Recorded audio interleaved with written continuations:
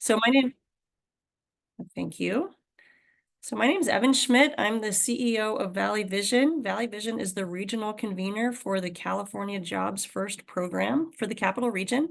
The Capital Region is an 8-county region of Sacramento, Yolo, Yuba, Sutter, El Dorado, Placer, Nevada, Colusa. All of you from all 8 counties, welcome. I hope we have representation across our 8 counties today. And happy to be with you. So before we kick off, I'd like us to have a chance to do introductions by chat.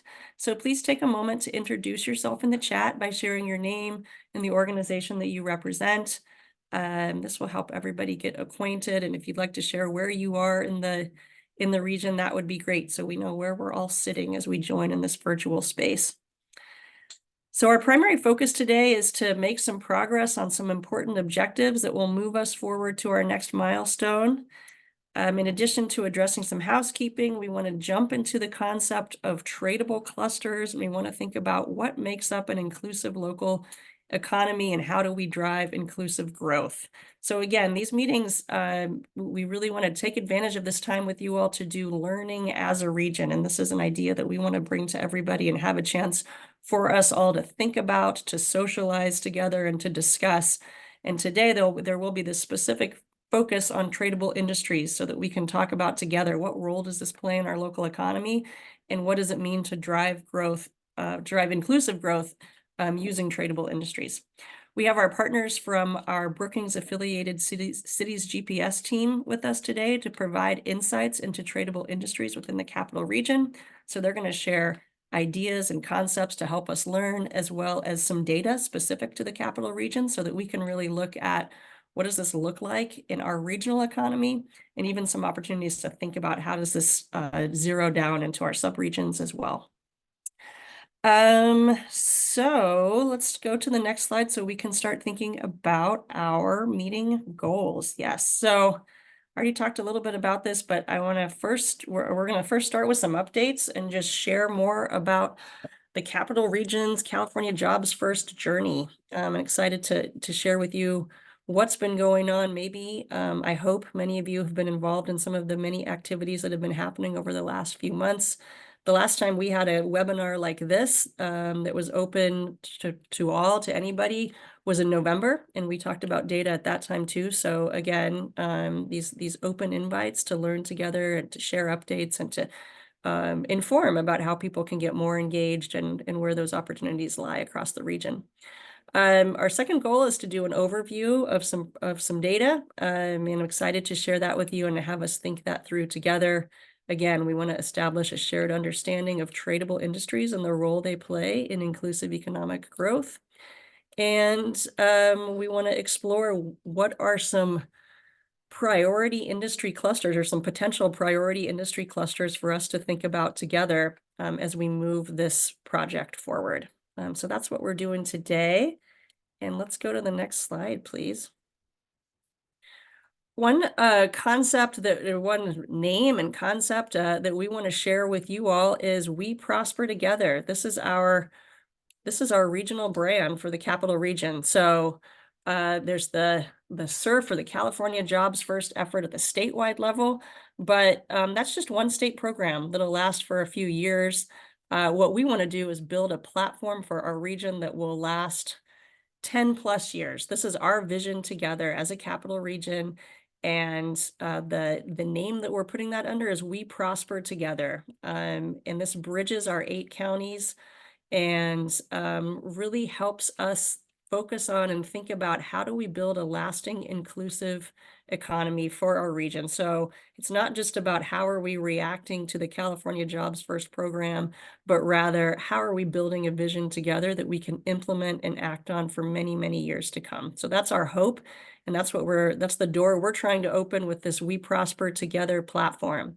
So you can see on this slide the website on the title line here, and a little bit of framing around what We Prosper Together is. But as we get further in this effort, in the California Jobs First effort, you're going to hear us talking about our Capital Region part of the California Jobs First as we prosper together, because that's what we own. That's our project, our vision together. and more, that's how we want to be thinking about what this effort is. And let's go to the next slide. So I want to make sure that we're all grounded in what are we doing here together? What is this California Jobs First, We Prosper Together program? So and now I really am talking about the work that we've done so far under the California Jobs First program. And we've had Valley Vision certainly as the regional convener, but we as a collaborative and we as a region have had a few key goals that we're driving forward, particularly in this first phase of the work. So this is our planning phase of this work. And so one of our first goals has been to foster a collaborative, and that's to bring together a really broad tent, a big umbrella for people to engage as we work together to build an inclusive economy. So as of now, we have, I think, over 140 organizations represented as part of this collaborative. And we're continuing to outreach and to invite people to participate and to engage.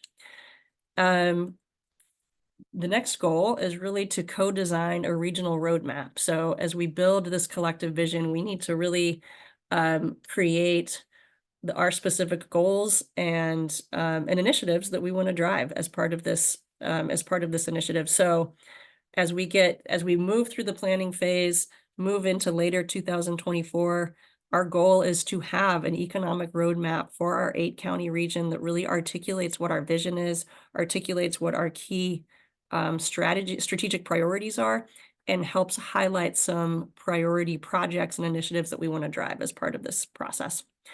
And the purpose of all this really is to attract investments into our region, right? So this is an actionable plan, and it's intended to create opportunities for implementation and opportunities for investment. And that comes from the California Jobs First program itself. But even bigger than that, it comes from how we can leverage this opportunity and these resources into larger buckets of funding. So that comes from federal government, from other state agencies, from philanthropy, from private investment. This is our platform as a region to build our inclusive economy and to invite important stakeholders and funders into that vision with us.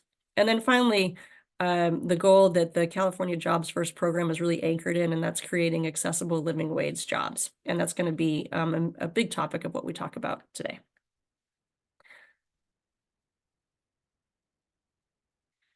All right, so those were the big picture goals, and I want to talk just for a minute about some of the activities that we've been doing to pursue those goals. And you can see on this slide, and this really articulates the planning phase of the California Jobs First program. And you can see at the beginning of this slide, or at the top, where it says systems building and then strategy development and activation.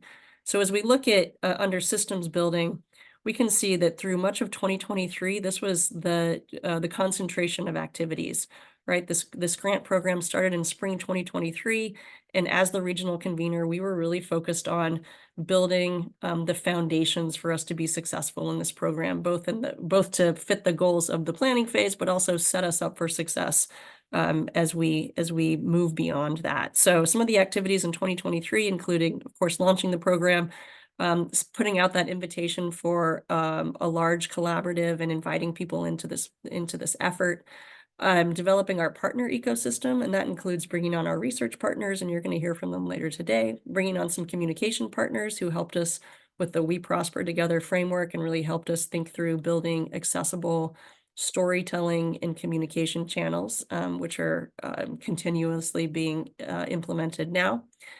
And our local partners, really a critically important piece of this was bringing on funded local partners to help champion efforts from across the 8-county region. So that means conducting things like community engagement, helping with strategy building, and really helping champion and create this platform for change across our 8 counties. And I see many of our sub-regional and local partners on the call today, and of course appreciate your engagement. We couldn't do it without you all and without the work of this collaborative as a whole. And also, as thinking about 2023 and building our systems, also that learning together was a really important piece of that. So that's bringing our whole collaborative and beyond together to think about these ideas around inclusive economic growth. And part of that system building, we conducted economic assessment and research. We're going to learn more about that today. And we started the effort of bringing our subregions together and, really getting this kicked off from the local level all the way to the regional level as we build this together. And then finally, we have been working, or we put in our request for the next phase of the California Jobs First program. That's the Catalyst Fund, where we have an opportunity to build additional capacity as a region to help support our vision and our project ideas moving into 2024 and beyond. Finally, we get into the last to winter to late 2023 and 2024. We're really making this pivot to strategy development and activation. So we've built our systems, we've put our research together, we've put the mechanisms in place to do community engagement, to really engage at the local level. And as we do that, we're pivoting to, okay, how do we take this information and transition it to action and transition it into meaningful strategies that will help us create that vision and create that implementation plan. So that's what we've really been in the midst of doing that pivot over the last month and a half or so. So that's involved seating our leadership council, starting to disseminate our research, and this meeting is one of those efforts to start to share, socialize, and put more tools out to help people access that research. Continue doing the community engagement and work to complete that roadmap. And that's what's really coming up next. Next slide, please. So the collaborative today, like I said, we have over 140 entities who represent a really diverse set of stakeholder groups across the region. We've had a number of these full collaborative meetings, including learning sessions last year, a data session in November, and now this session, and we will be meeting every quarter to continue to share updates and do learning together and continue this work together. Next slide. And beyond these webinars, there are a lot of opportunities to engage. And one of the main ways to do that is locally. So we have our 5 different subregions who are doing regular monthly meetings and other types of engagements in order to build that collective vision on a more local level, do engagement, do strategy building. And you can see here our key contacts for people across, or for our sub-regional partners across our 8 counties. So please don't hesitate to get in touch with these folks and really dive into some of the local work that's going on. Another way for you to be involved is through our project inventory form. So one piece of this work is building a pipeline of projects that support inclusive economic growth across our 8-county region. And in order to do that, we built this tool. It's a form on the website, and I think that link has just been put in the chat. But we want to start generating ideas and inventory of where's the energy, what are these projects that people have in mind, and how do we use these projects to start building strategies, start building coalitions around people's ideas, start leveraging and maximizing the impact that we can make through the ideas that we have. And so this is a tool to start to do that. So we really encourage you to use this and for you to share this with your networks.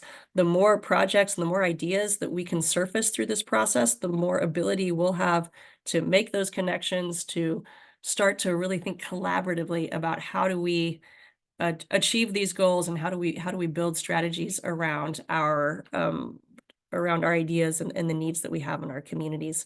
And again, this is not intended as an application, rather it is an inventory to help surface and support collaborative work that that's consistent with the effort that we're building together. Next slide, please. Okay, so that's a little bit of where we've been and what some of the activities are and how we're thinking of this effort right now. And I want to transition now to this learning together piece. And in a minute, I'm going to invite our partners from Cities GPS, and that's Merrick Gutman and Chad Shearer, to talk a little bit about some framing around tradable clusters and an inclusive economic regional growth, and also some of the specific data from the capital region. Before I do that, I do want to set the context that as we are learning today about tradable clusters, and we're learning about, we're seeing some of the quantitative data that's been gathered, I want to also frame that this is one of many inputs as we move through this process. So in parallel tracks, we have community voice being surfaced around what are some of the opportunities and barriers. We're doing that work to surface ideas and projects. And we're collecting this data and really thinking about what does the opportunity landscape look like across our region. And so while this is one path that we're on, we look forward to opportunities to sharing with you some of the other activities around community engagement, and other kind of more from the ground up strategies. And I think as we get further along in the process into the spring and summer, we're really going to be working together across our different channels to knit all of these ideas together. But I think it's really important that we're all looking at this data together and learning about it, and also thinking about it together, thinking about how does it define the opportunities that we have in the region, and how do we speak into these opportunities that we're seeing through the data, through the economic data that we have. So with that, I'd like to turn it over to Merrick Gutman. Thanks for being here.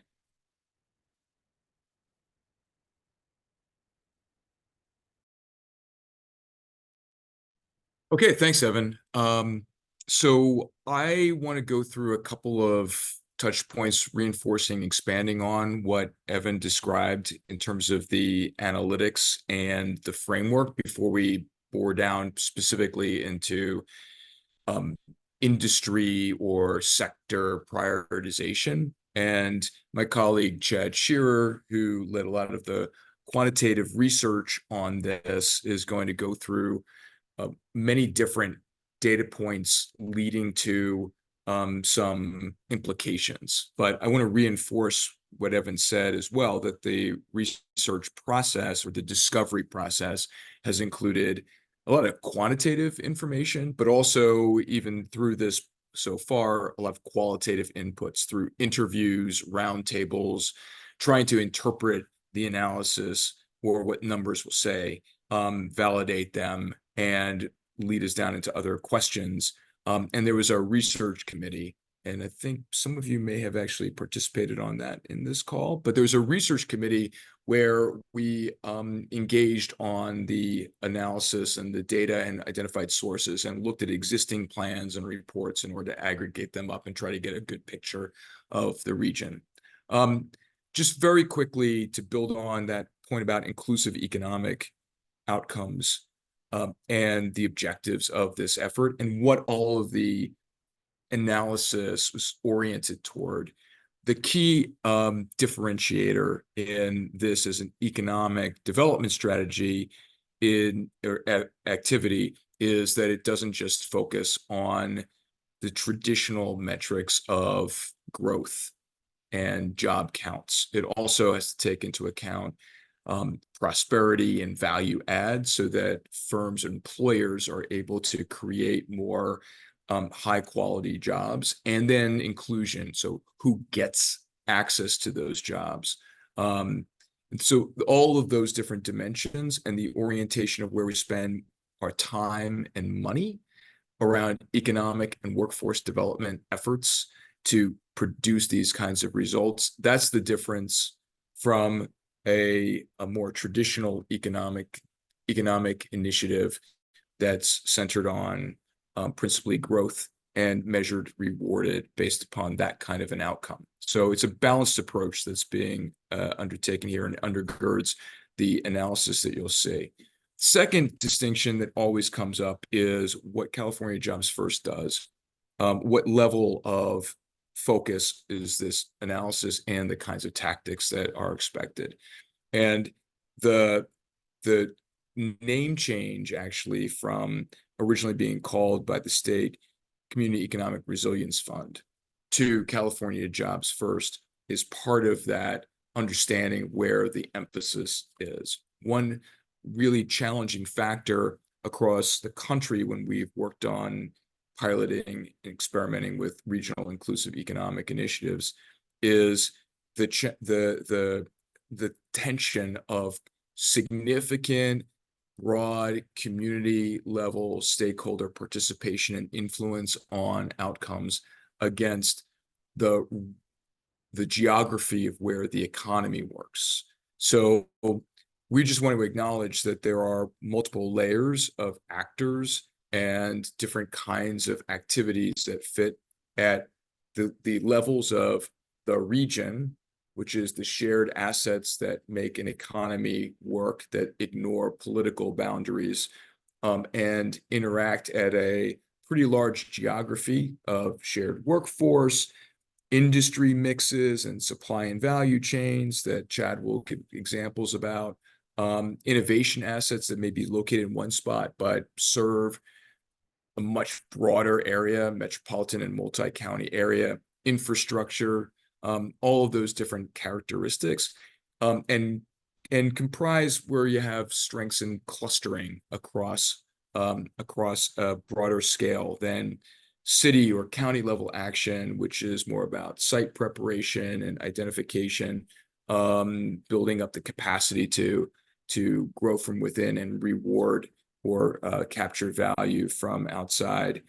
Community development, which is really neighborhood based, because we find that you can't bring economy into neighborhoods, but you do have to focus on connecting neighborhoods, particularly those that have been disadvantaged or disconnected, into where economic opportunity is being created.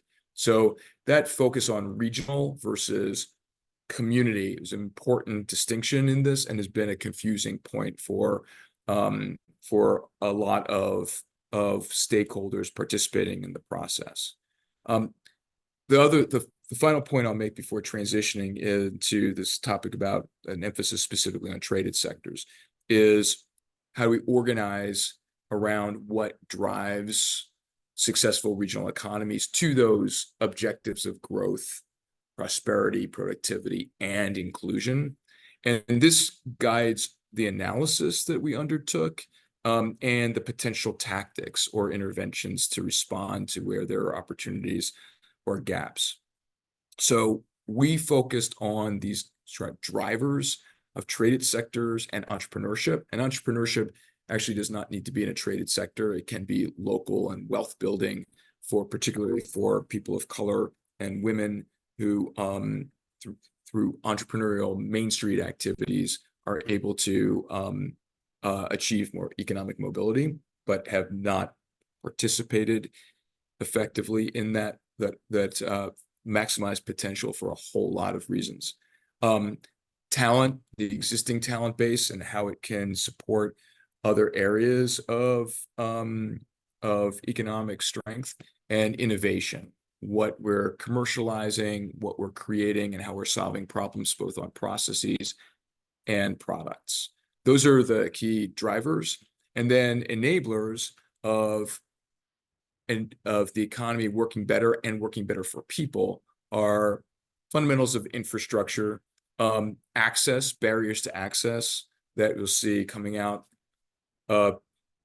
childcare, and other issues that prevent people from participating in the workplace, and governance, which is how all the different organizations, private and public, or within even systems like everyone involved in talent provision and training opportunities, are working together or super fragmented and not maximizing their impacts. California Jobs First specifically asked for considerations around climate and environmental outcomes when making some of the choices, and also an understanding of public health. I would say that the distinguishing feature that we see on this process moving from discovery into strategy is a commitment across multiple organizations, so toward the same goals and aligning their activities toward that, as opposed to an economic development organization having an economic strategy that's its responsibility, or a community college having its responsibility. These are some things that are high priorities across organizations, and therefore everybody's working and driving their investments toward them, even though there are barriers to that based upon how they're funded and the metrics that they're usually held accountable for. They're going to cover both industry specific and sort of sector neutral economic mobility tactics. We'll talk about those traded sectors in a second, but also what I mentioned before, general entrepreneurship ecosystem supports, availability of childcare, workforce housing, some of the things that are key that are not tied to a particular industry category. thinking about how you're going to implement in tandem with the ideas, as opposed to thinking about the ideas and then putting them down as a strategy instead of activities without having first without considering who's going to actually be able to do them until after they're identified. And then finally, Evan's other point about this is a long-term focused, sustained effort around economy building and not about institution building. So who owns what is a matter of form following function rather than trying to chase project opportunities or where the money is. So narrowing back down into how this all fits together in terms of specifically industry sector choices. And this is in part because the state is emphasizing, in addition to those kind of economic mobility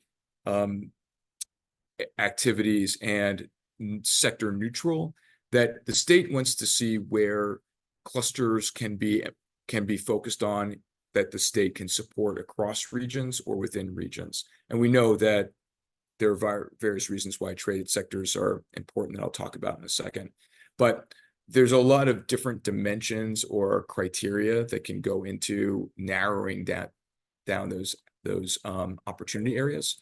And Chad will go into how you identify strengths and comparative advantages that are not necessarily traditional industry verticals, understanding where there's actually market demand and opportunity going forward versus what exists now.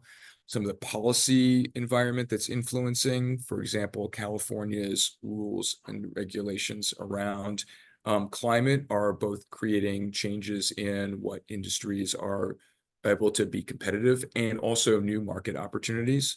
And then there's points I made before about what is our innovation capabilities and what's our talent base and how do those fit into identifying what's doable. And then you shift into what's desirable. And that is an emphasis on, you'll see which of these subsectors or industry categories generate the most quality jobs and opportunity and promising jobs that add up to opportunity for residents. We'll define what those are. But those are choices that impact on the rest of the economy through what kinds of resources or new money comes into it, what's the level of influence on additional job creation, and then these questions about how do you measure or mitigate environmental impacts. So it comes down to this point about community preference at the end of it. But we want to work from what's realistic and doable into what is most desirable and be pragmatic. So the point on traded sectors, just so that we're all in sync about what they are and why they're particularly important and the focus for economic development, regional economic development activity versus local or community. Traded sectors are the kinds of businesses that sell goods and services outside of the region. Doesn't need to be international. It could be the capital region selling something to Los Angeles. But the kinds of industries or businesses that do that are listed on the left. Typically, there's some things that are more local within those categories, and there are some things that could be more traded and locally serving, but manufacturing, information technology, life sciences versus healthcare, agriculture, tourism, they're about selling something to somebody who's from outside of the region. Universities, major universities often are in this category because students are coming from outside of the region. Local serving is if demand is being driven from people who live within the economic area. And that's retail, restaurants, construction, utilities, those basic things that you need because you live there, and they typically grow because more people are there. A big point on this is healthcare, because unless you are in a super specialized place like San Diego or Minneapolis, healthcare itself is not traded. It's for local residents. And there can be some people who come in to get some specialized services, but as a general proposition, healthcare isn't driven by an economic development intervention. It's driven by local demand. So last point here, why are we focused on these and why they matter so much? There's a couple different categories for what traded sectors do or tradable industries versus locally serving, and why they're so valuable in offering up opportunity, and therefore the emphasis of a lot of regional inclusive economic growth strategies. The first is that they are the best at job creation and wealth building. They're bringing, because they sell outside of the region, they're bringing new money into the economy. And that creates wealth as opposed to recirculating funds or money across people who already live there. So we're adding wealth into the region. And that spurs a bunch of multiplier effects. So for every job that's in a traded sector, it spins off or supports about 3 new locally serving jobs. Depends on the sector. If it's in technology, it often gets up to as high as 5. In some areas, it's slightly lower, but roughly 3 jobs for every new traded sector job that is added into the economy. They also are anchoring clusters, and you get all sorts of value, which I don't have time to go into, from this clustering effect about what makes a region uniquely positioned to be competitive and known for a particular thing that they do really well. So that's the industry sectors, and those are all traded. And as a whole, they tend to grow faster as both firms and as employers. And these are the kinds of things that can really influence through economic development action, versus what's just being generated more through local demand. The second key point is these generate higher quality jobs, not just driving more of them. Traded sector jobs pay higher wages and benefits on the whole, and as employers, they invest more in their workers and skills development. In the capital region, opportunity jobs, if you break it down by whether they're traded or local serving, 60% of all traded sector jobs in the capital area are good and promising jobs. Only 41% of local serving jobs are good or promising. It's enabling people to have financial stability and get ahead. So this is a very consistent characteristic across all regions and traded sector jobs, and why they're the focus for, if you're going to spend time and money, you should put it on those kinds of opportunities. And lastly, 2 other themes.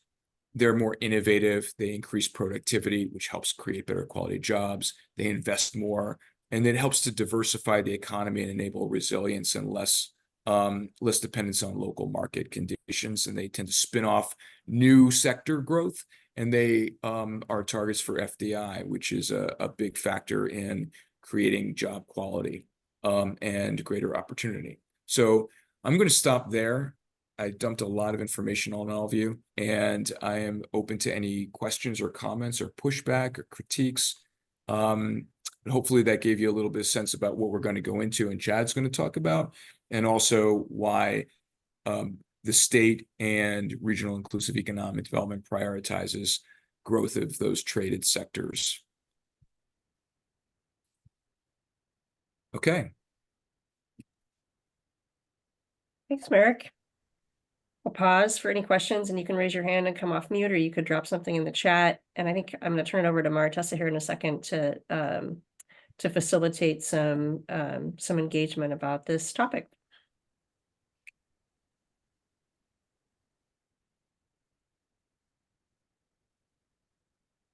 So feel free to add your questions or comments in the chat box. And please don't be shy. All questions are great questions. I both talk too fast and dump too much information. So everybody is exhausted on Friday. Usually we get pushback about healthcare. So, but hopefully I preempted some of that. And And we recognize there's a lot of value in local serving activities as well. And that's the more of the other categories in terms of wealth building and Main Street businesses that I mentioned. All right, Smud likes it. Thanks, Jim. This is fine. This gives us more time to go into the actual analysis. So I think we should just turn this over to Chad, unless you had something else in an exercise in between this, Maritessa, and start going through what we found and what it means. Great, you can hand it over to Chad. Thank you, Eric. Great. Well, hello, everybody. I'm Chad Shearer. I am part of the city's GPS Brookings team, heading up the quantitative research that we are providing to the California Jobs First project for the Capital Region. And I'm just going to go through some of the findings that we've generated around tradable cluster opportunities for the region today. I know some of you have seen this information before, and I'm just going to try to keep this quick so that we can all get on the same page before opening this up to a discussion of what this means and what your reactions are to some of this information. Overall, we've kind of grouped our findings from the full spate of research that we've done into these kind of 7 headlines. And we're not going to go through all of these today, but I do want to kind of note a few of them that are important. Generally, what we've noticed through qualitative research on the region is that it's in a period of leadership transition, which creates a kind of an opportunity for real economic and social transformation in the region. We've got a group of leaders who are really leaning into change. And these leaders are also very passionate about supporting those who are really striving to do better economically in the region. And our research, most of the rest of the findings that are noted here, 3 through 7, note that this region has incredible opportunities to do that through harnessing its diversity in terms of its kind of industrial diversity, its geographic diversity, and its demographic diversity. And I'll be talking a little bit about some of those things. What we really want to focus on today is how do we invest in quality jobs and expand career pathways for people who are striving to thrive in this region. We found that close to 40% of the region's population struggles to make ends meet.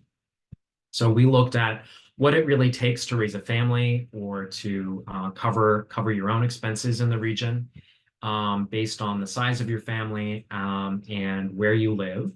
And we found that 28% of families that contain at least one worker, or excuse me, 28% of people in the region belong to families that contain at least one worker, but still struggle to earn enough to cover all of their basic expenses.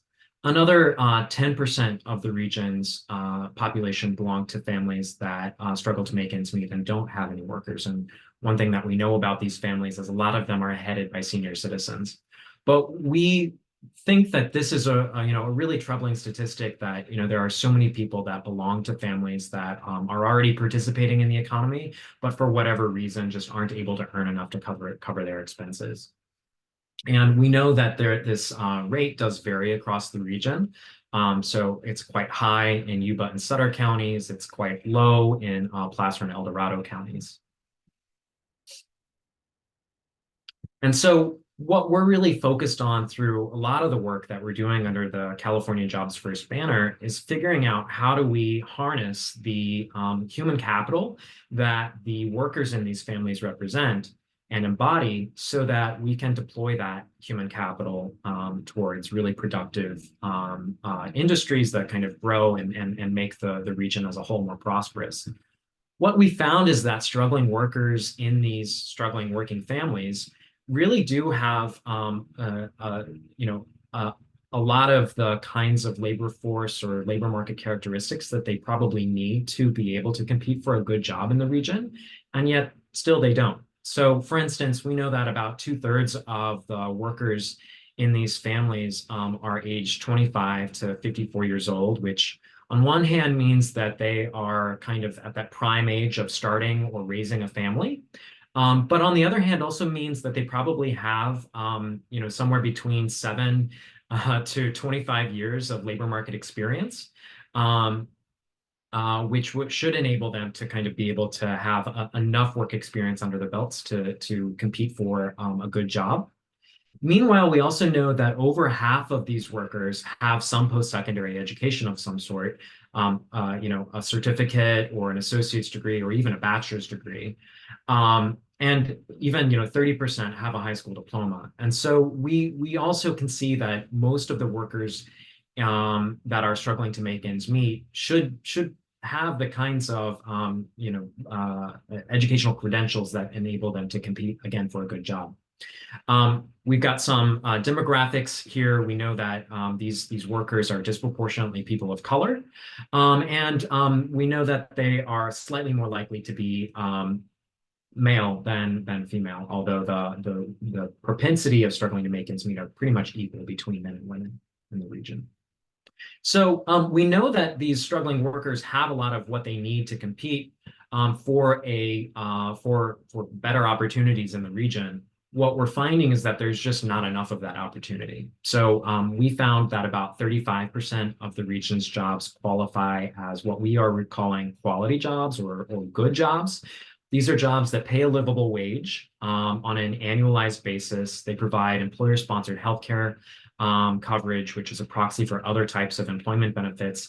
And we assess that these jobs are also likely to continue to provide durable access to opportunity going forward, meaning these aren't jobs that are going to be lost to trade or technology shocks in the future, at least, according to the analysis that we have available to us today. Meanwhile, another 18% of jobs in the region are what we're calling promising jobs.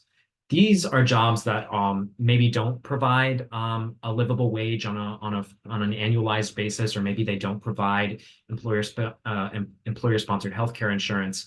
But we assess that these are jobs that will lead an incumbent worker to a quality job within 10 years.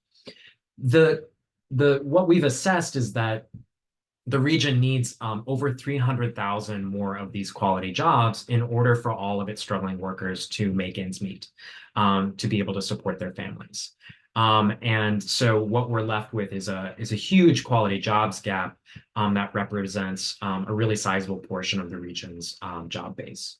What we want to talk about today is how do we fill that gap? And what we're suggesting is that the region needs a two-pronged approach that on one hand involves investing in strategic industry clusters that concentrate economic opportunity for these struggling workers. And on the other hand, would involve improving job quality and economic mobility in the rest of the economy. So not everything, not every industry is going to be strategic, and we'll talk about how we assess that. But we know that, even in industries that aren't strategic, or maybe aren't tradable, there is opportunity to connect more workers to those industries. And meanwhile, we know that there are a lot of industries, say, retail or hospitality, where job quality tends to be quite low, and we could do better at raising the job quality in those sectors. So what we're going to talk about is how we assess these kind of what's strategic and what's not. And first, I want to talk to you about how we are going about kind of grouping industries into clusters of industries that share similar supply chains or value chains in the region. So what I'm about to show you is a clusters analysis of the entire regional economy. And the way we've clustered those industries together is by first assessing local value chains. So at the sub-county, or excuse me, at the sub-regional or county level, we've looked at how often one industry trades with all of the other industries in that county or sub-region to assess how closely those two industries are linked together as part of the same value chain. Second, we've looked at the talent adjacencies of different industries to understand the extent to which they share a common labor pool. Third, we've looked at innovation and scaling of different types of companies or technologies in these industries. So we looked at the region's research and development strengths, the research and development strengths of specific industries, and the flow of growth capital to those industries. And what this assessment of innovation and scaling have helped us do is interpret some of the raw data that's coming out of our assessment of value chains and talent adjacencies so that we can make assessments about where strategic advantages really lie within these clusters. And third, after we've clustered these different industries together into groups based on these 3 other criteria, we've then kind of done a strategic assessment of how, or an assessment of how they align with some strategic priorities according to the goals of California Jobs First. And those, we'll talk about the clusters identification first, and then we'll talk about what those criteria look like. And sorry for the small text. We are going to share a version of this presentation after the meeting so that you guys can come back to this and take a look. But first, I just want to show you kind of how we're clustering these industries in a hierarchical way. So at the edge here, we have all of the different, very detailed disaggregated industries from throughout the region. And then at the next level up, we're showing you how we've grouped those into a kind of, primary set of clusters. So here we're looking at a whole bunch of industries that have to do with instrumentation and microelectronics manufacturing. So think about Intel's activities in the region, or Hewlett-Packard's historical activities in the region, or the facilities that Bosch is now creating around semiconductor production. That's where we would find those types of activities, is in this cluster. Over here, we have a logistics cluster, which involves the movement of different types of goods through the region or from the region to export markets. We have an ag and food cluster. And so we kind of are taking these subclusters and then grouping them up into higher level clusters. And then that allows us to then look at how the region really is bifurcated between local serving clusters that cater to local consumers and families versus tradable clusters, which are primarily serving outside markets. And this is exactly the difference that Merrick was talking about in his presentation a few minutes ago. Here we have a whole bunch of different measures of the scale of these things. So we've been looking at total sales. Here's export sales. We can look at jobs, total job counts, and see kind of what's big here. We'll come back to a different version of this in a moment and start exploring what it means. But first, I want to talk to you about how we're now kind of screening all of these different clusters to figure out which ones are actually strategic to help us achieve the California Jobs First objectives, and which ones we may want to consider for other types of implications. So according to what we're doing, we're saying for an industry to be strategic for the region's investment, first of all, it needs to be tradable. It needs to primarily sell its products and services to customers outside of this 8-county region. And the reason for that is for all of the different things that Merrick talked about in his presentation. These industries are better paying, they're more productive, they bring income into the region, which means they have a higher growth multiplier. So as they add jobs, we get more jobs in other industries throughout the region. Second, we're saying that the industry or the cluster needs to be sustainable. And we're talking here about environmental sustainability. One of the explicit objectives of the California Jobs First program is to figure out how this state is going to manage the decarbonization transition. So transitioning away from the fossil fuel economy and towards a more environmentally sustainable, low carbon economy. Third, we want to be investing in industries that are opportunity rich, meaning they concentrate jobs that are either good or promising according to the criteria that we talked about a few minutes ago around quality jobs and promising jobs.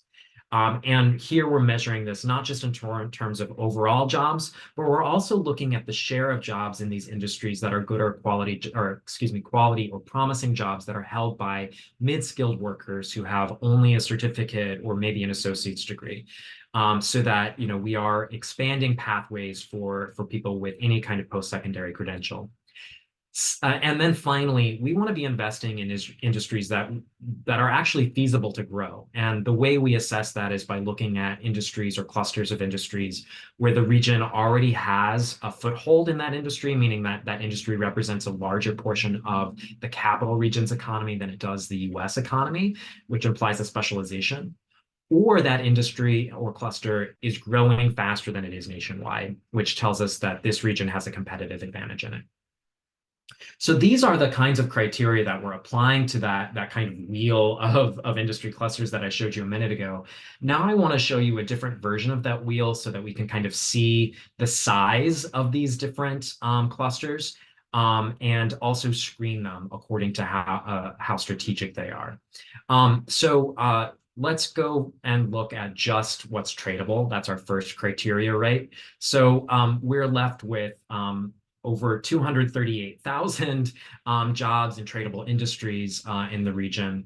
Now let's screen these for what's tradable and sustainable, and that's going to take out the kind of fossil fuel oriented industries, like oil and gas drilling or refining, and we're still left with a really sizable number of jobs in tradable, sustainable industries. Now let's look at what's tradable, sustainable, and opportunity rich. This does narrow our opportunities a bit from about 240,000 to 142,000 jobs in strategic industries. And finally, let's add that feasibility component to this and now look at what we're left with. So we're left with about 98,000 jobs in strategic industries. And those industries include things like business services, which involve management consulting, human resources, computer systems design, research and development services, and then a range of other kind of advanced business service industries that cater to both the state government that's based in this region, but also maybe the tech industries of Silicon Valley, as well as local industries and firms. We know that, for instance, the research and development services that are in this region, they tend to cater to food and ag companies. So a lot of these are services that are geared towards the local other local tradable industries. Second, we have logistics, which represents, my cursor would cooperate, around 30,000 jobs in this region. Note here that we're not talking about warehousing, which I think is how a lot of us think about that word logistics these days. Here we're mostly focused on logistics industries that involve goods trade, like wholesale, or goods movement, like transportation services or freight. A lot of those logistics services in this region are actually related to agriculture and food. The industry, this is a huge, huge industry in this region. We're here focused on just the ag and food industries that concentrate opportunity, which really narrows what we're talking about here. We're really only talking about a third or maybe even a quarter of the ag and food economy in the region that kind of survives all of these criteria. And that involves food manufacturing, certain parts of the agricultural economy, beverage manufacturing, so that's your wine industry. I think beer and distilleries also make it through these screens. And then we have financial services, other manufacturing, which is kind of building components and other kinds of downstream production activities from the agricultural economy. And then automotive and machinery manufacturing, other types of precision manufacturing, we're kind of zooming in here, and including instrumentation and microelectronics. So these are, this kind of embodies what we're thinking about as being really, truly strategic along these 4 different criteria. But one thing I want to note is that there are a lot of industries outside of tradable industries that concentrate opportunity, including healthcare and construction. Those are definitely the 2 largest.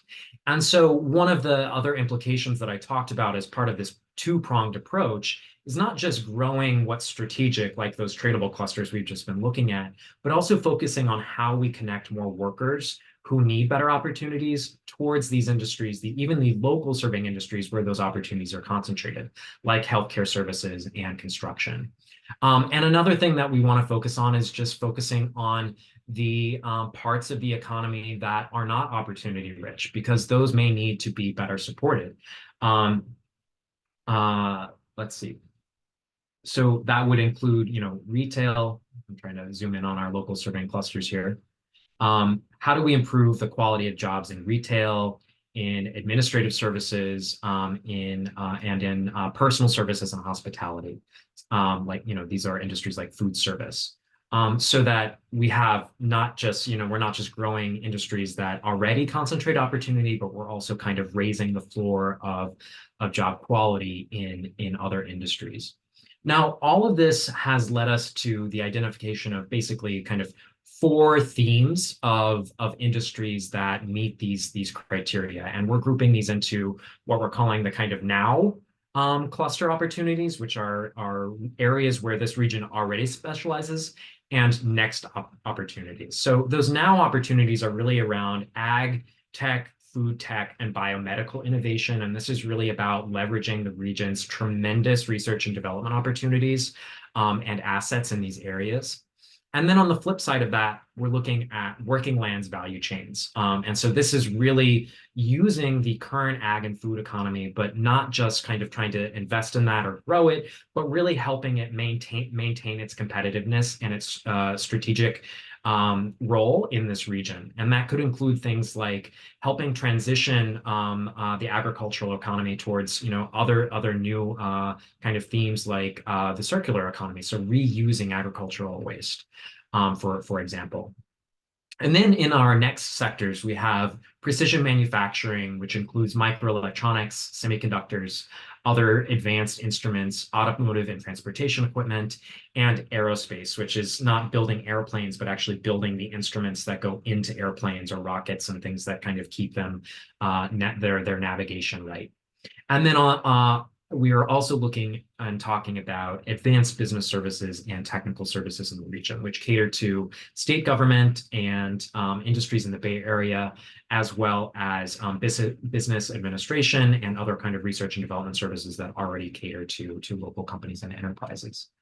Now, some of the feedback that we've heard already about some of these opportunities is, well, where does this leave our disadvantaged communities? Where does this leave those struggling workers that we're trying to help here? Because these sound kind of high tech and difficult to get into.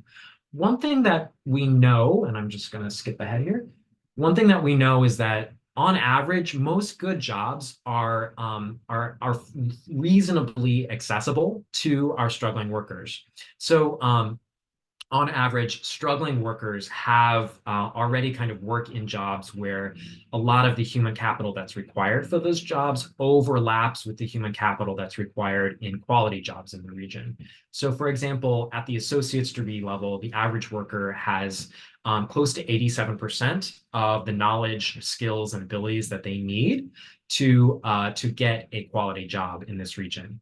For workers with some college experience or certificate, we know that they on average have also over 87% of the human capital that they need to compete for a quality job for them. And then, for workers with a high school diploma, it's even higher.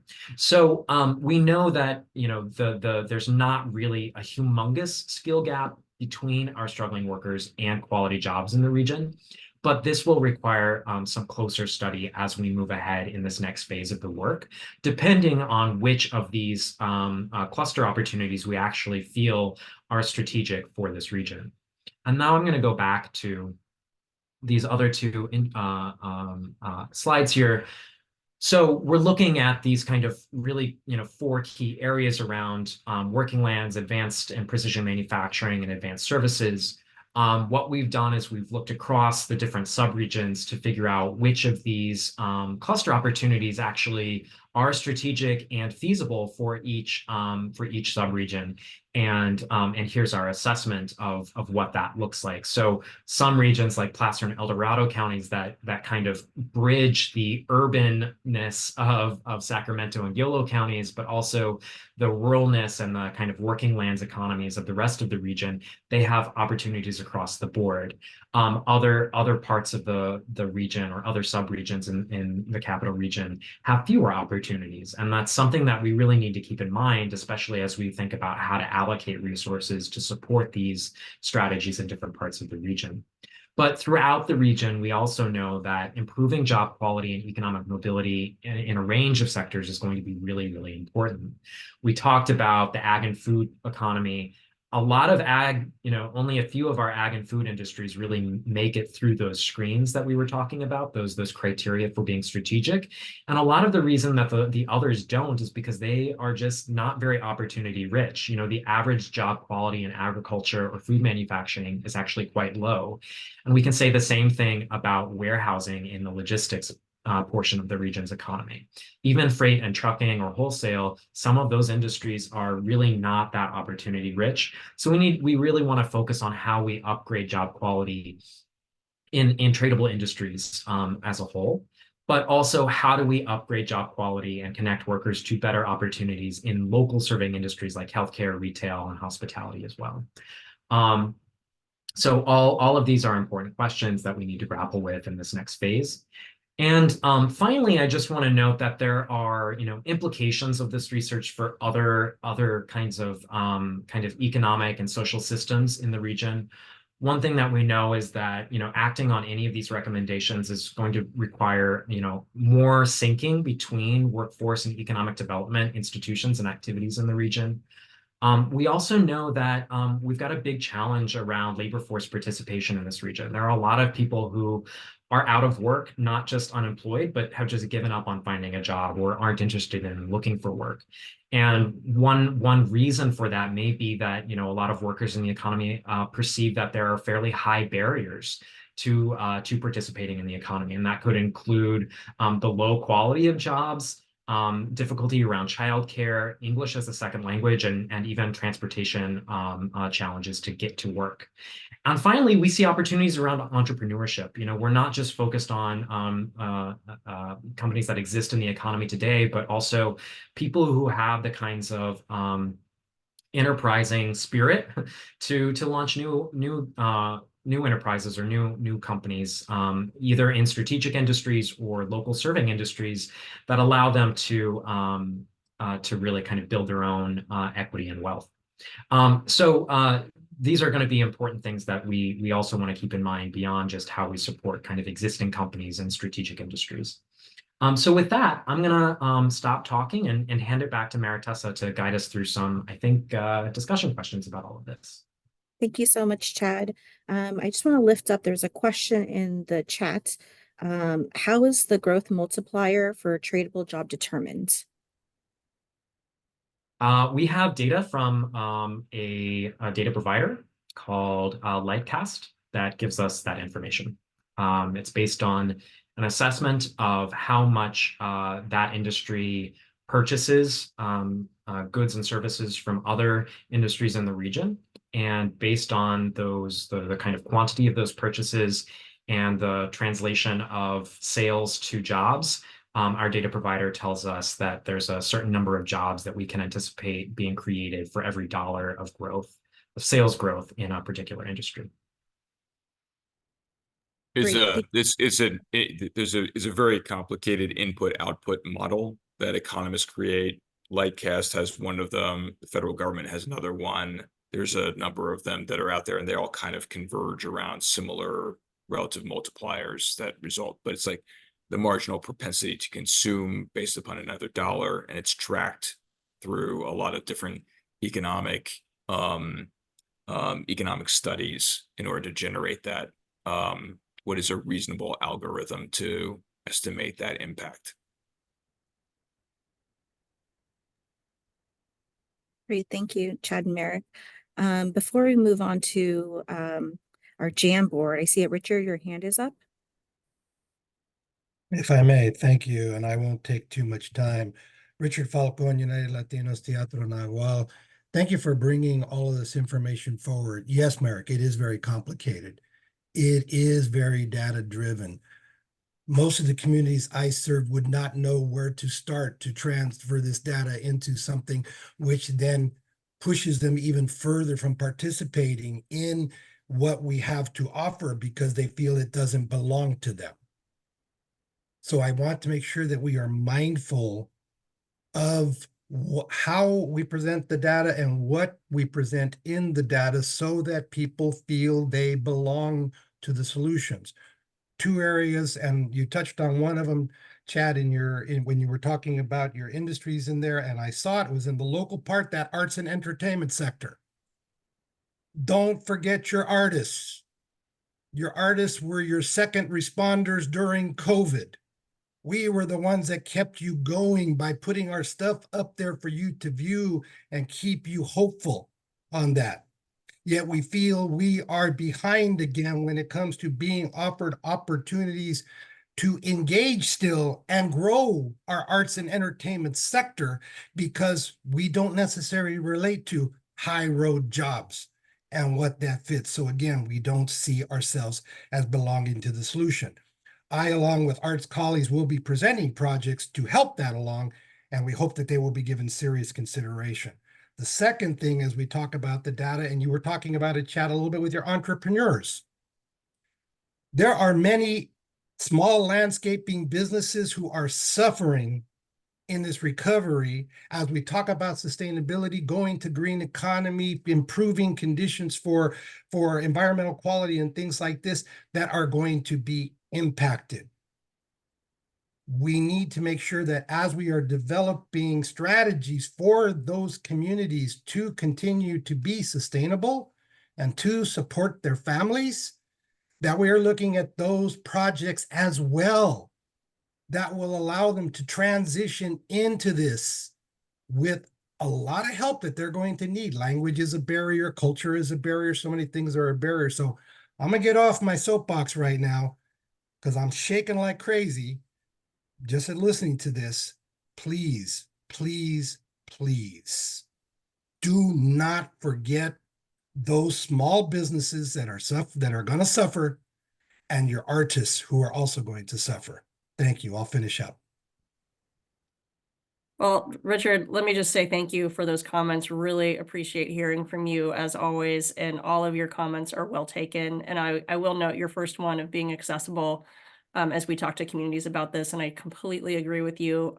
We are working on how we have more accessible message points and are kind of breaking this data up in a way that that helps people see their way into an inclusive economy, not prevents barriers or a feeling of unwelcomeness or I don't get it or I don't understand it. So I realize we're not there yet, and we're definitely working on that and thinking about it. So thank you very much for bringing that up. Yeah, I would just add on to that. We completely understand. We're presenting like the most in-depth stuff to just show you what this is in a particular category as well. So there's a lot of information we have that's really oriented toward who's benefiting, not just in these traded sectors, but who's generally benefiting from having access to an opportunity job by race, gender, age, degrees, etc. So but pulling this out into one pages, simplifying the language, all of that stuff completely. And also to your point about entrepreneurship, which we kind of call it like Main Street entrepreneurship versus high growth, like knowledge intensive, all the sexy tech stuff or bioscience stuff. We have analysis on that and what the challenges are or the performance on that. So I think that you're seeing one slice of the issue, which is this traded sector question, versus these other points that are either sector neutral or local serving and accessing jobs in those local serving opportunity areas as well. So I just want to say completely agree with what you described there. And there are other parts of this that I think are going to get to some of the issues that you've raised. And Richard, thank you so much for your comments. I think these are exactly what we need to hear as we try to shape our regional strategies.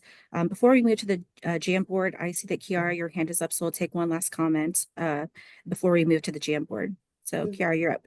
Maybe some actual questions, not necessarily a comment, but beyond that, I just would like some clarification on how, like, what the approach is going to be to creating some of this regional cohesion on the clusters that we were just presented and like the regional strategies.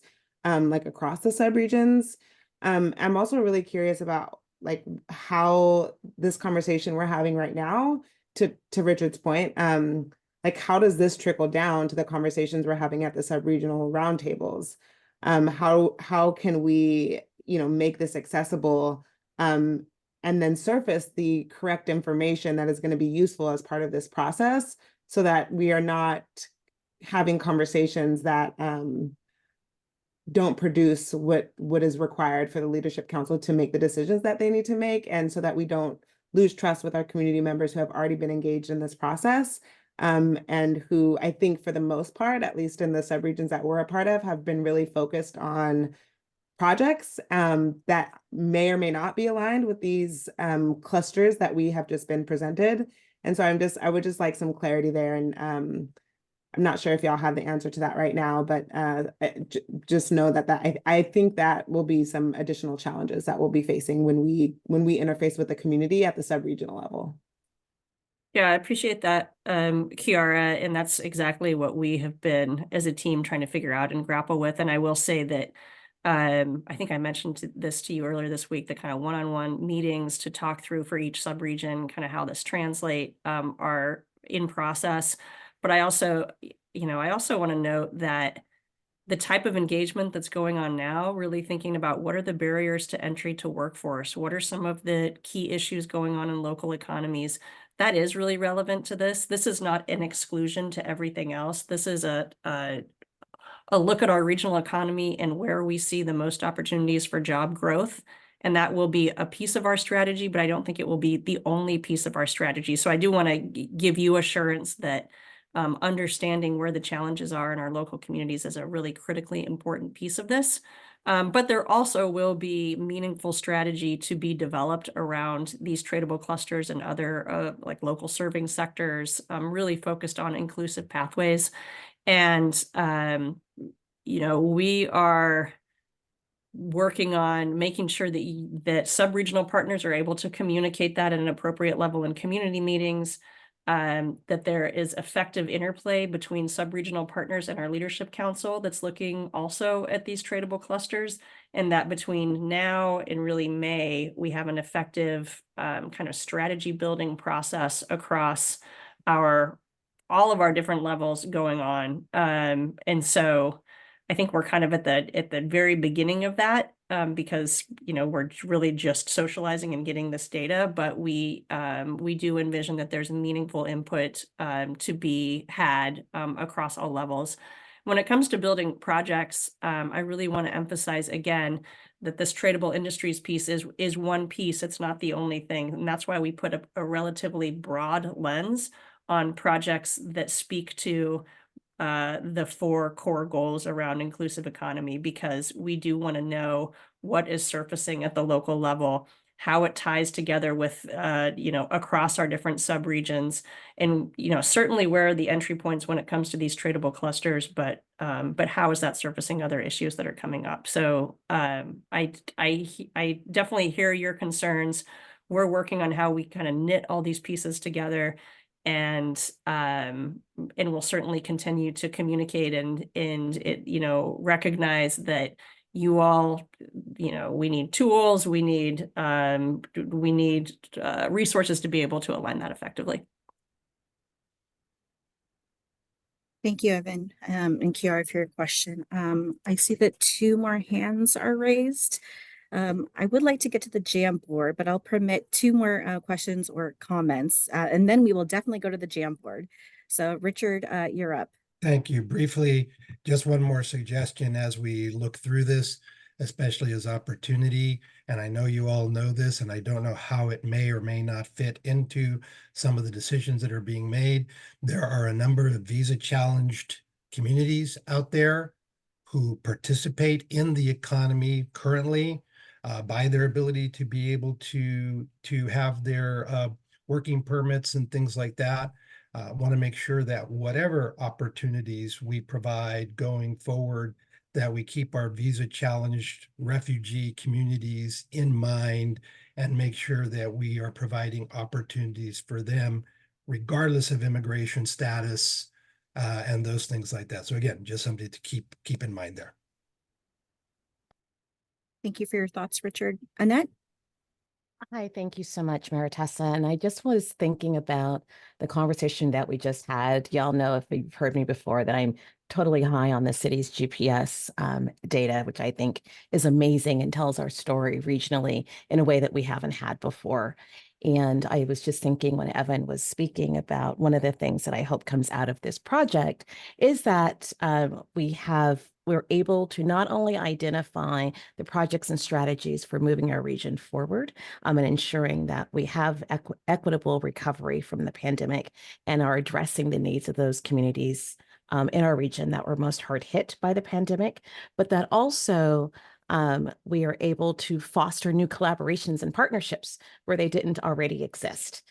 So what are the needs of this particular community? Someone has a project across the region somewhere else, and there might be an opportunity for partnership and collaboration to move everyone forward. The lift is such that no one entity or organization can get it all done.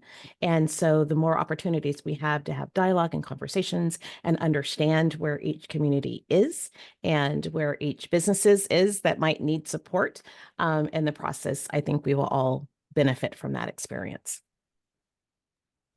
Thank you, Annette, for lifting up partnerships and collaboration. It's really critical as part of this process.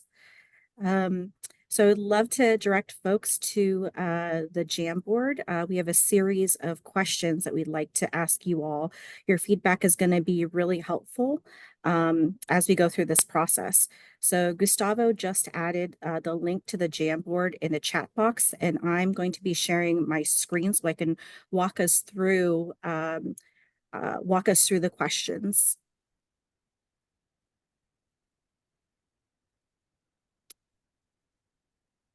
So I see there are more people joining the Jamboard.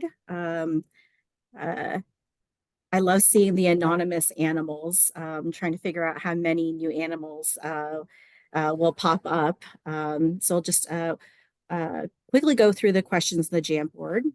So the first question is, what questions remain? I know there's a lot of information presented today, and please feel free, and I hope you're comfortable adding the questions that you have. The second question is, what opportunities do you see when thinking about these industry clusters for our region?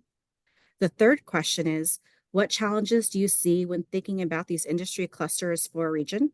And fourth, any additional reflections to share?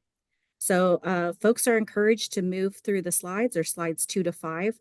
On each slide, there is a specific question, and then you can add sticky notes with your responses. So I'll give folks a little bit to start adding stickies to the Jamboard. Tessa, there's a suggestion to put up the industry clusters during the time that we're spending on this. Is that possible? I think that's possible. I'm going to stop sharing my screen, and can we have Chad pull up that slide? Give me a second.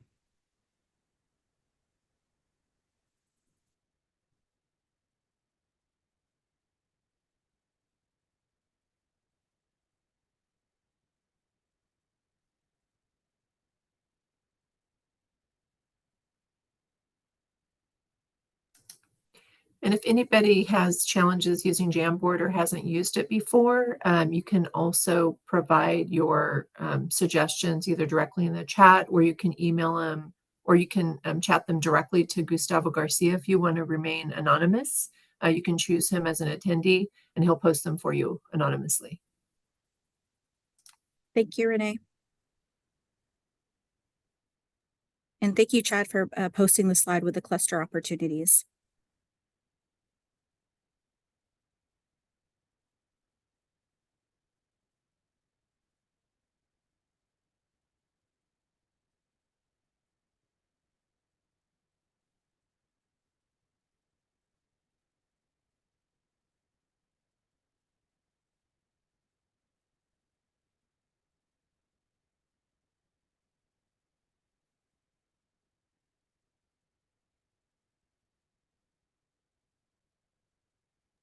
I see that we have 2 stickies for the first question.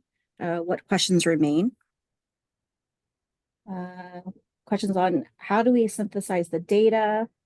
Someone has a lot of questions, but would like to do a deeper dive into the data. We really appreciate the information and look forward to the resources that will be shared after this meeting. There's a question about how we align community expectations with these data points.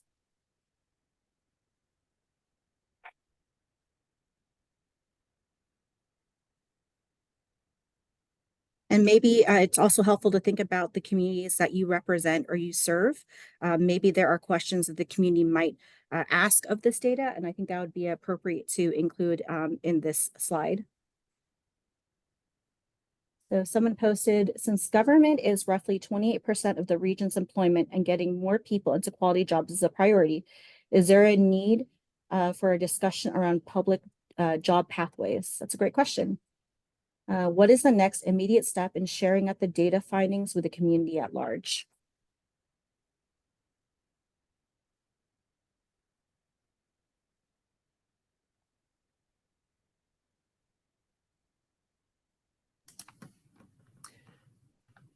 Gil, there is a link to the Jamboard, and Gustavo will link it again, and you can click on that.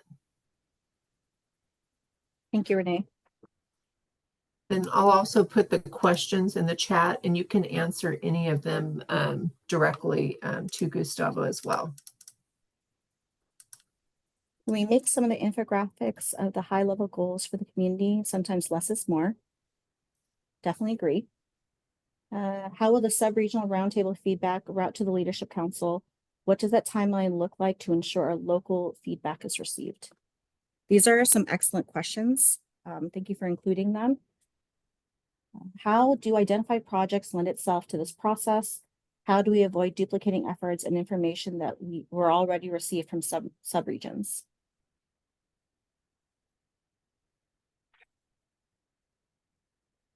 So folks can feel free to add additional questions to slide number 2.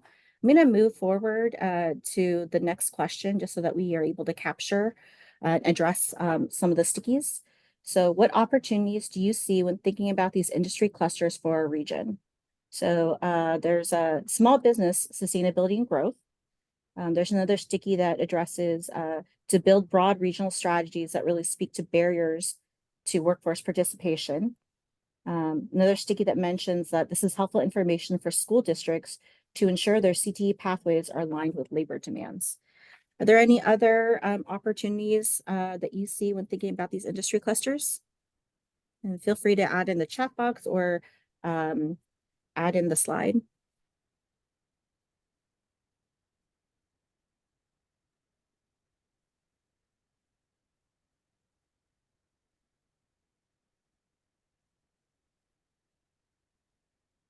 I'm going to move on to the next slide. And the question is, what challenges do you see when thinking about these industry clusters for a region? So someone posted that folks not having a connection or understanding of what these clusters are. There's a need to simplify or make language accessible. Another person posted that tradable clusters are only part of the need. We need to make sure we are addressing quality jobs in other sectors.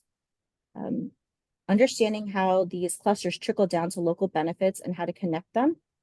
And then I see that one was moved. Oh, now it's back on the slide. And there's a sticky note says community members not understanding fully that growth in economic development, job creation, job growth doesn't always equal too many new people.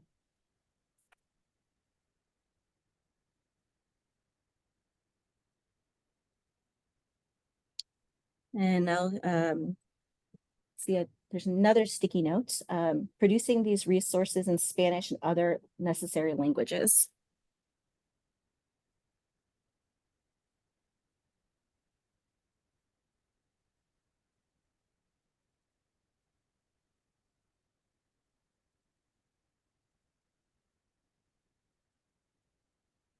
And the last slide is just any additional reflections that folks may have and would like to share.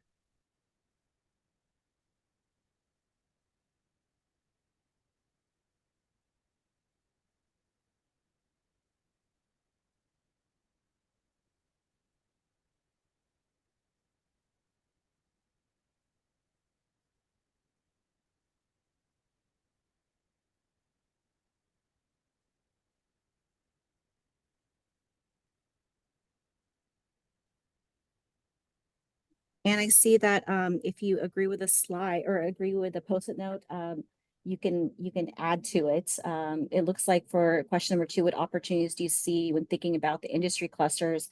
Someone added a plus 100 to this question of who are the players in each cluster and how do we connect them to the community? So that's also great feedback if you want to add on to another post-it note.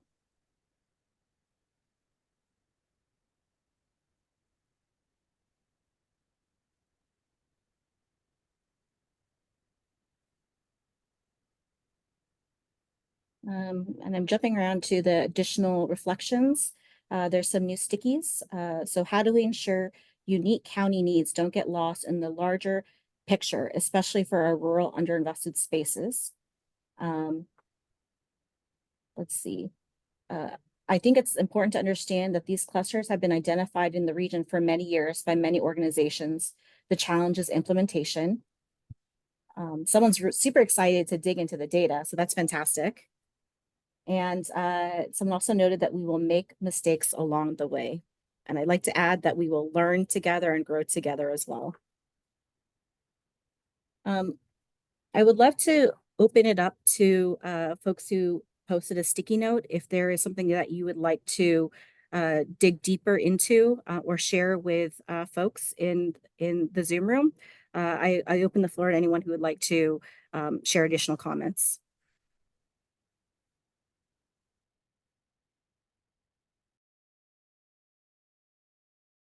Or it could be reflections on what other people have posted.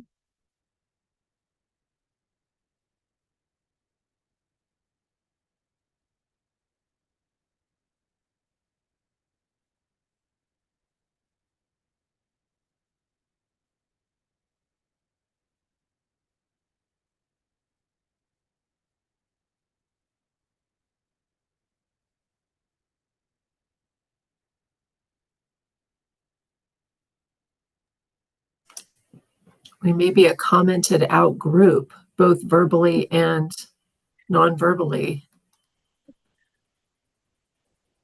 Well, I wanted to note, I really want to thank everybody for your insightful comments and thoughts and really good questions. And they're all excellent. And I think they really actually reflect where we are in this process. And, one of the early slides that we brought on, we showed this shift between kind of the discovery phase and system building phase to the strategy development, strategy building phase.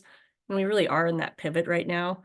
And so I'm seeing in your comments a need for accessible tools, a better understanding of how we're putting this all together and moving it forward into strategy building. How are we doing that inclusively and collaboratively? These are great questions. This is something that our team, our expanded team is really working hard on, and you will see tools and communication resources and other things coming from us certainly in the next month. And we, we really accept that we need to provide some guidance as to how we're going to steer this ship between now and September when our plan is due. So appreciate so much all of your engagement. Maybe the last thing that I'll note is that our team and some additional members from our sub-regional partnership teams were able to attend the 2-day statewide convening for the California Jobs First program as a whole. So we were with all the regional conveners across the state. And what I would share is that everything that you just expressed in the questions and what I just expressed that we're grappling with as a team, this transition from we have all this information and now we need to build something out of it, is what everybody across the state is grappling with. And one thing that I heard loud and clear in that convening is that this is emergent territory for the state of California and for all of us regions. And so the tension that we're feeling now is, is grounded in very real, grappling with new territory and things that we haven't done as collaboratively. We haven't had as ambitious of goals as, centering equity and having an inclusive in really big tent regional process. So this is all, this is all important to be surfacing, because that's the work. That's the hard work, is asking hard questions, working through them together, and just step by step going through the process and hopefully improving along the way. So I just want to express so much appreciation to everybody here for your engagement, your thoughtfulness, and I hope I hope your patience as we keep working through this process. We're going to keep at it and keep coming back to you and bring you more resources, more tools, and work through this strategy process together. So I want to open it up to the Valley Vision team for any additional announcements. I also want to thank the Valley Vision team for all the work in putting today together and all the background technology work and things that are happening right now. But I want to open it up to Valley Vision team. Is there anything else we want to announce or note before we wrap today? Just like to share that the recording as well as the link to Chad's presentation will be shared after this meeting. So feel free to take a look at the deck, and if you have any questions, feel free to reach out to me or any member of the Valley Vision team. And then we can try to get those questions answered. We'll also leave the Jamboard up in case you have additional reflections. I'll be collecting your feedback from the post-it notes next week, so you have this weekend to add additional comments. And it looks like Alana has mentioned that if you haven't checked it out yet, please visit weprospertogether.org and follow us on social media. Help us go viral. Awesome. Also want to note in the chat, Annette Smith has put in a great engagement opportunity and linked, and this is hosted with the Asian Chamber and the SAC Business Journal at an industry roundtable coming up on March 19th. And that's in the Sac-Yolo subregion. Now I want to open it up to anybody else here who has any announcements you'd like to share with the group.